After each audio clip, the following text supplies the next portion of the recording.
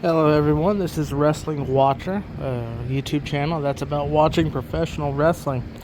So, we have a new King of the Ring, Cody Rhodes. Now, the opening match at Night of Champions was the finals of the men's King of the Ring. It featured Cody Rhodes versus Randy Orton.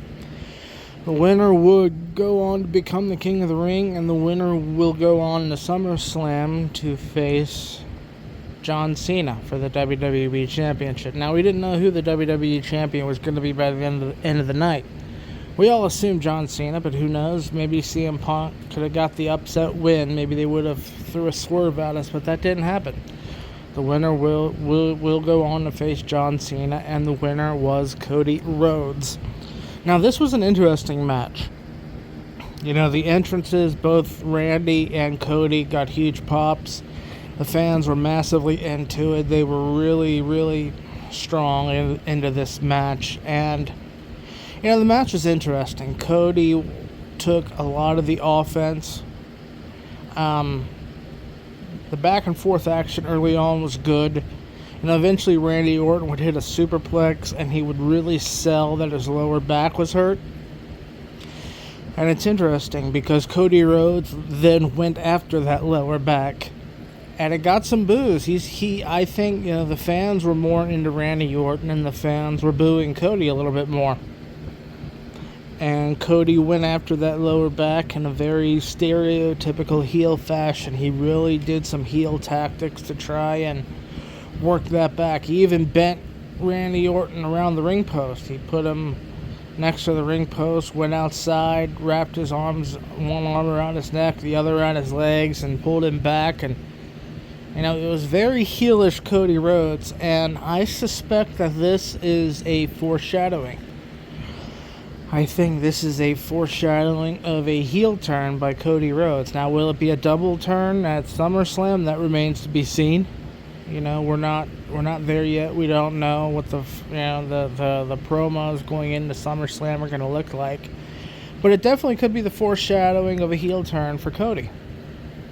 And it was interesting because at the end of the match, for the finish, Randy would go out and get a chair, and the announcers, Cole and Wade Barrett, were saying, well, this would just be a disqualification and Cody would win. And it turned out to be a swerve because the ref took the chair away, and when the ref took the chair away, Randy Orton went and took the top turnbuckle off of the far left corner.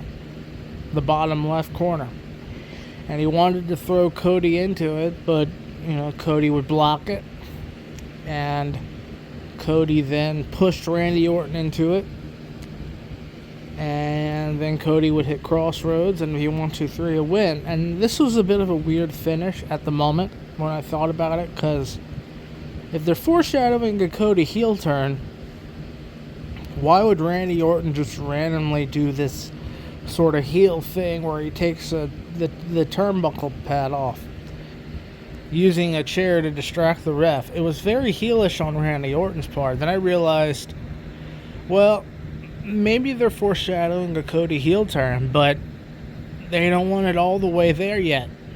You know, this was a whoa, hold your horses, Cody's still a babyface moment. Now, I thought the psychology of that was a little bit weird, but upon reflection and seeing the match, I understand what they're doing here with that.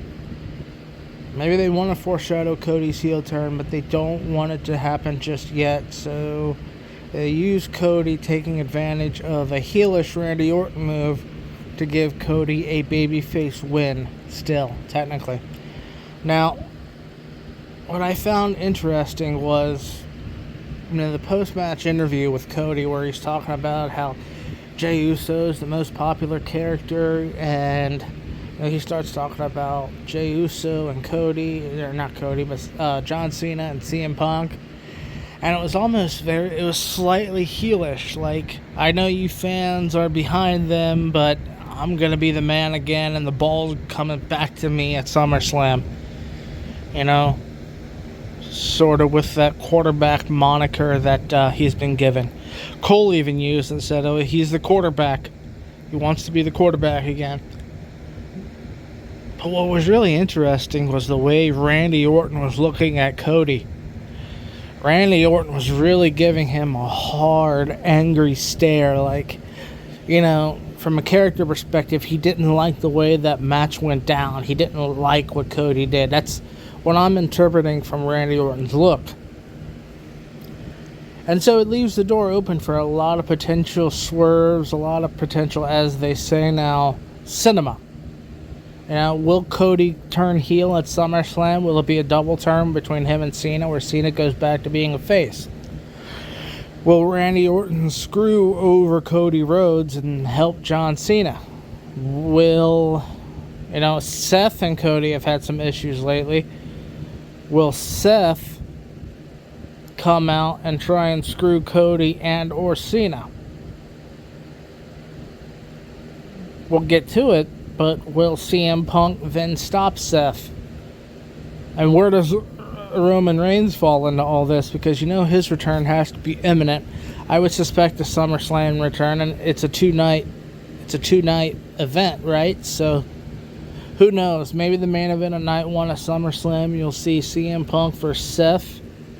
And then night 2 would see Cena versus Cody, and you can honestly have Roman return either night there. Although night 1 would make the most sense. But this King of the Ring finals was interesting for the storytelling. And man, Randy Orton looked great in this. He looked phenomenal. He has more muscle mass now than I can remember him having. And Cody looks good too. You can tell he's been working out hard. He looks great right now. The storytelling here was very interesting. Top notch, and we'll have to see where it goes. I think it's foreshadowing a Cody heel turn, but they didn't want to go full scale with it, so they gave him a win where the babyface overcame a heelish tactic. But it did seem out of place because Randy Orton was receiving the majority of the cheers, the majority of the babyface reaction. So again, we'll see where it goes from here, guys. It's all for this one. Thank you.